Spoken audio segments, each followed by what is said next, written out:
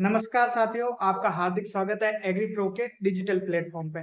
आज की जो हमारी क्लास रहने वाली है वो जेड स्टूडेंट के लिए रहने वाली है, जिन्होंने 2026 का एग्जाम दिया है उनके बारे में बात करेंगे। उनके मन में काफी कॉलेज को लेके काफी डाउट रहते हैं ना। तो आज जो बात होने वाली है वो हमारे इन टॉपिक पे बात होने वाली है। एक तो प्राइवेट और गवर्नमेंट कॉलेज क्या होते हैं, ठीक है, क्या क्या डिफरेंस रहता है उनमें, फीस को लेके सबसे इम्पोर्टेंट। फिर नॉर्मल सीट क्या होती है और पेमेंट सीट क्या होती है। नॉर्मल सीट और पेमेंट सीट को भी लेके काफी बच्चों के मन में डाउट रहता है कि भाई नॉर्मल सीट क्या है और पेमेंट सीट क्या है, क्या फर्क है, कितने नंबर का फर्क रहता है, क्या फीस का फर्क रहता है। ठीक है, फिर उसके बाद में कट ऑफ की बात भी कर लेंगे। ठीक है, क्या क्या रहने वाली है, सेट स्कोर क्या है, किसको वापस तैयारी में लगना है, किसको मजे करने हैं। ठीक है, एक जो स्पोर्ट्स काउंसलिंग या राउंड होता है उसके बारे में भी थोड़ा सा इस पे बात करेंगे। तो ज्यादा आपका समय ना लेते हुए क्लास की शुरुआत करते हैं। बात करते हैं आपके कॉलेज की। कॉलेज की बात करें तो कौन कौन से कॉलेज, एक होता है आपके गवर्नमेंट कॉलेज, ठीक है, एक होता है आपके प्राइवेट कॉलेज।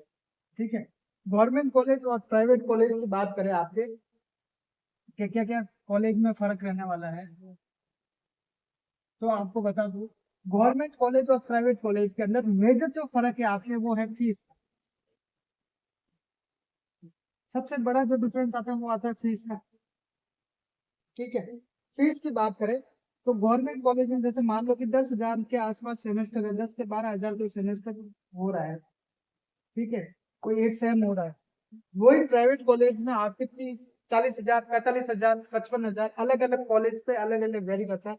मतलब आपके 10-12 हजार वाला जो सेमेस्टर है वो प्राइवेट कॉलेज में आपको 40 हजार, 45 हजार के आसपास होता है।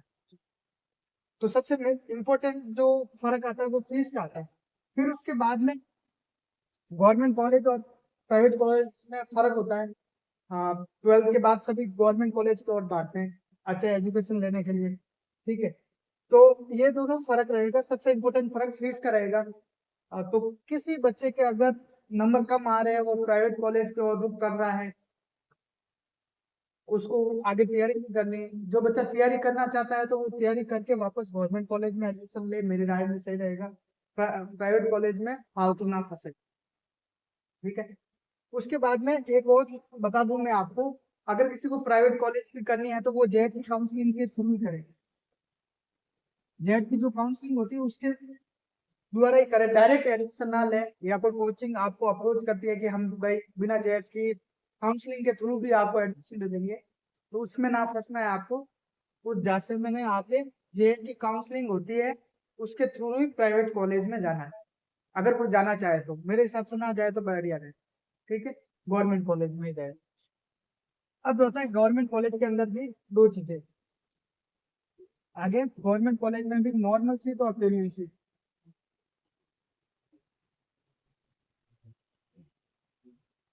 सीट एंड पेमेंट सीट में क्या फर्क। ठीक है, पेमेंट सीट और नॉर्मल सीट की बात करें, जैसे मान लो किसी बच्चे के 310 नंबर आ रहे हैं। ठीक है, उसने अपने जो काउंसलिंग लिस्ट है उसके अंदर जैसे जोधपुर को लगाया है, जोधपुर यूनिवर्सिटी को लगाया है। ठीक है, जोधपुर यूनिवर्सिटी को लगाया है। ठीक है, अगर उसने नॉर्मल सीट की जोधपुर यूनिवर्सिटी की मान लो 315 नंबर देगी, कट ऑफ है ना, किसी भी मान लो 315 नंबर कट ऑफ गई है, उससे नॉर्मल सीट में आगे उसमें काउंसलिंग के अंदर नीचे जो उसको पेमेंट भी लिखा हुआ है तो उसको पेमेंट सीट मिल जाएगी। ठीक है, इतना सा ही फर्क होता है कि भाई जो अगर जो यूनिवर्सिटी या किसी भी कॉलेज की नॉर्मल सीट की जो कट ऑफ जाती है, पेमेंट सीट की जो कट ऑफ जाती है वो उससे 10 नंबर ले लो या फिर 12 नंबर ले लो, कभी 8 नंबर पे। ठीक है, इससे ये कम जाती है, ज्यादा कम नहीं जाती। कोई लोग सोच रहे हैं कि मेरे पास पैसा है, लेकिन अगर नॉर्मल सीट की कट ऑफ 300 नंबर के आसपास है और वो चाहता है कि मेरे 200 नंबर आ रहे हैं फिर भी मैं पेमेंट देके ले सकता हूँ, ऐसा नहीं। पेमेंट सीट में भी आपकी कट ऑफ जो रहती है वो सिर्फ 10 नंबर, 8 नंबर, 12 नंबर या 15 नंबर, इससे ज्यादा नंबर का ऊपर नीचे नहीं होता। इससे ज्यादा ही फर्क पड़ता है इस नंबर में। अब पेमेंट सीट और नॉर्मल सीट में पैसों का डिफरेंस बता दो, ये तो हो गई कट ऑफ नंबर की बात। फिर पेमेंट और नॉर्मल में ज्यादा नंबर का फर्क नहीं होता, बस 10 नंबर के आसपास ही फर्क होता है। बहुत ज्यादा डिफरेंस नहीं आता कि मेरे 100 नंबर कम है या मेरे 210 ही आ रहे हैं, कट ऑफ 210 310 की जा रहे हैं, तो मैं पेमेंट देके मेरे पास बहुत पैसा है, तो ऐसा नहीं होता। ठीक है, आगे बात करें फर्क क्या। नॉर्मल सीट की जैसे बात करो, सेमेस्टर की बात करो, तो जैसे मान लो कि 12 एक सेमेस्टर की फीस है। ठीक है, एक सेमेस्टर की फीस है नॉर्मल में, तो वो कितनी हो जाएगी पेमेंट में।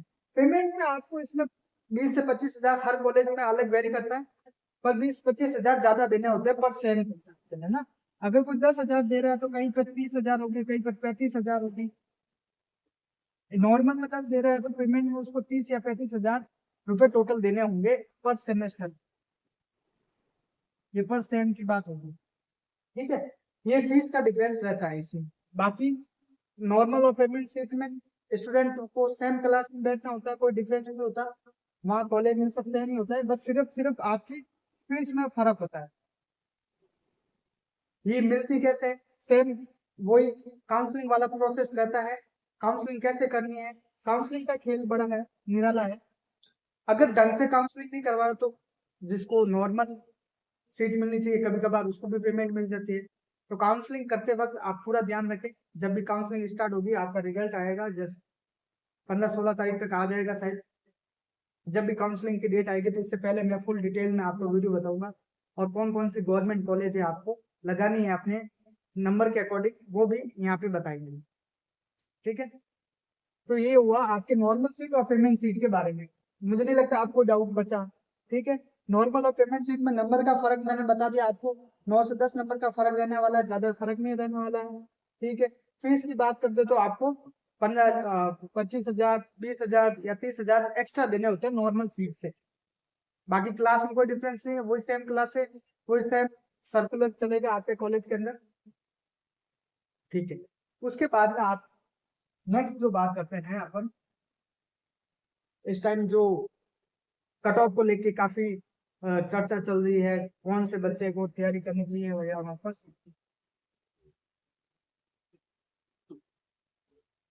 कट ऑफ को लेके बात करें, जिन बच्चों के मतलब पेपर की बात करते हैं पहले। पेपर की बात करें तो पेपर इस बार इजी था। ठीक है, लास्ट ईयर की तुलना में क्या था, इस बार इजी था। इजी था तो लास्ट ईयर की तुलना में कट ऑफ ज्यादा जाने का चांस है। भाई कट ऑफ क्या होना, हाई होने का चांस है। लेकिन जब पेपर इजी होता है नेगेटिव मार्किंग भी होती है। काफी बच्चों ने नेगेटिव इजी इजी में नेगेटिव करके आ गए, तो उससे ज्यादा कट ऑफ पे कोई फर्क नहीं पड़ने वाला। पिछले साल जो कट ऑफ गई थी उससे 10 नंबर या 20 नंबर अधिक हो सकती है। फाइनल तो जब रिजल्ट आएगा तब पता चलेगा क्या कट ऑफ रहने वाली है। बाकी ज्यादा 20 नंबर के आसपास फर्क रहने वाला है मेरे हिसाब से, जो पिछले साल जो कट ऑफ गई थी। इसमें बात करें अब जो बच्चे 210 210 215 या 220 जो नंबर आ रहे हैं, ठीक है, उससे ऊपर ऊपर जो बच्चे हैं वो ठीक ठीक सेफ जोन में है ना। और जो 270 280 के आसपास आ रहे हैं वो ठीक ठाक अच्छी कॉलेज मिल जाएगी जिनके, है ना, गवर्नमेंट की बहुत अच्छी बेहतरीन कॉलेज मिल जाएगी। और 320 325 से ऊपर है वो यूनिवर्सिटियों में ट्राई कर सकते हैं।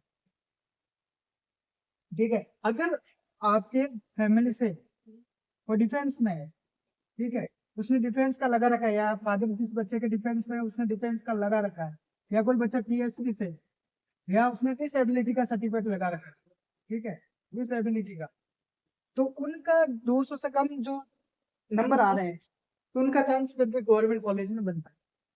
बाकी अगर आपके 210 215 से ऊपर आ रहे हैं तो ही आपका गवर्नमेंट कॉलेज में चांस बनेगा, वो भी नए वाले गवर्नमेंट कॉलेज में। ठीक है, जो अच्छे रेपुटेड पुराने कॉलेज जो यूनिवर्सिटी के द्वारा चलते आ रहे हैं उनके लिए आपको 250 से ऊपर नंबर होना बहुत जरूरी है। अब जो 200 से कम नंबर है, जिन बच्चों के 200 से कम नंबर है वो क्या करें, वो वापस तैयारी में लग जाए, एक बढ़िया प्रयास करें, वापस तैयारी करके अगले साल पेपर दें। ठीक है, और इसके अलावा जो 250 से ऊपर है वो अपने आप को सेफ जोन में रख सकते हैं।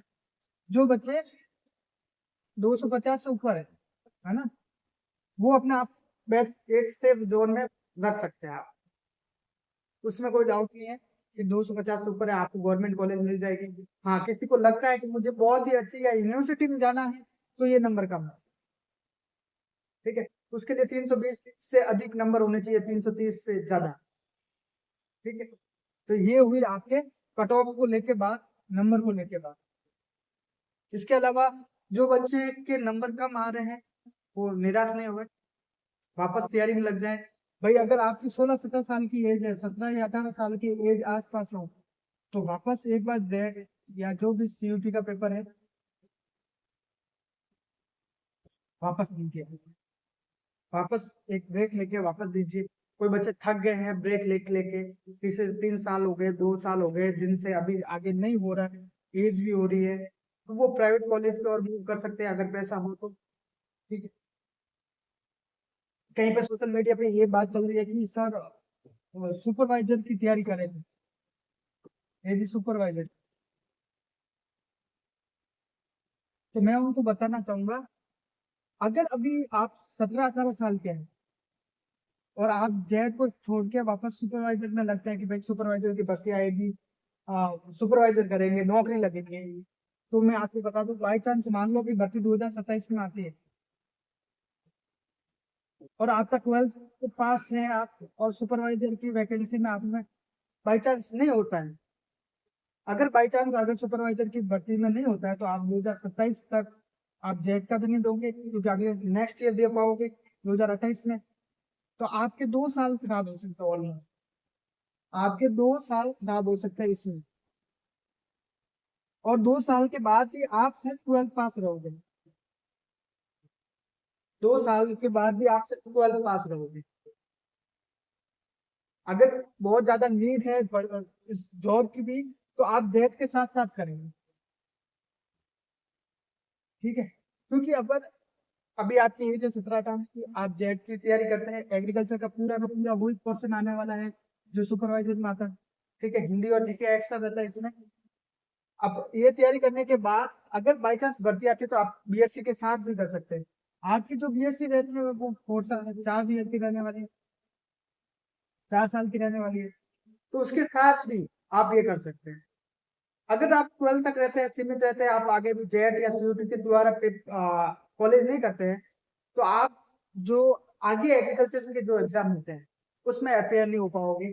जैसे मैं बात करूं 12 के बाद, जैसे बीएससी में पहुंचते हो आप, बीएससी खत्म होती है तो आपके पास डबल, ठीक है, आईबीपीएस की एएफओ आती है, वो भर्ती रहती है। इसके अलावा स्टेट और प्राइवेट कंपनियों में भी बहुत सारी जो जॉब रहती है वो भी रहती है, ठीक है। नाबार्ड में जा सकते हो आप एग्रीकल्चर के थ्रू, सिविल सर्विस जो भी है आप, उसके बाद ऑप्शन और खुल जाते हैं अगर आप बीएससी करते हैं, और एक 4 साल का लंबा टाइम मिलता है आपको अपने आप को प्रिपेयर करने का, आपको क्या करना है आपको सोचने का मौका मिलता है। तो आप ये गलती मत करना कि 12 के बाद सुपरवाइजर के इंतजार में बैठ जाओ, ये गलती गलती बिल्कुल नहीं, मत दोहराना, है ना। तो आप जैसे ही आपके अगर नंबर नहीं आ रहे इस बार, तो कोई बात नहीं, डिमोटिवेट ना होके एक बार वापस अपनी तैयारी करें। इस साल काफी बच्चों ने क्रैश कोर्स दिया है, पेपर सिंपल आने की वजह से भी उनके नंबर नहीं आ रहे, है ना। वो सोच रहे हैं इतना पेपर सिंपल आया, हमने क्रैश कोर्स में बहुत तैयारी की पर नंबर नहीं आ रहे हैं, तो ठीक है कोई बात नहीं। आप 1 साल लंबा ब्रेक ले, पूरा 1 साल की तैयारी करें, लॉन्ग ईयर करें, और अपने आप को मौका दें वापस जेड करने के लिए, ठीक है। बाकी आपके फैसले हैं, और जैसे कि आपका रिजल्ट आता है, क्या क्या डॉक्यूमेंट रहने वाले हैं, उसका मैं वीडियो बहुत ही जल्दी बनाने वाला हूँ।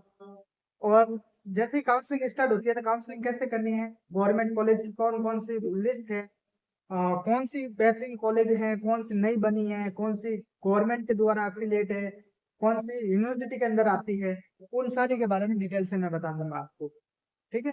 और क्या क्या फायदे हैं यूनिवर्सिटी के थ्रू चलने वाली कॉलेज में, गवर्नमेंट के द्वारा चलने वाली कॉलेज में। तो आप बने रहिए एग्री प्रो के साथ।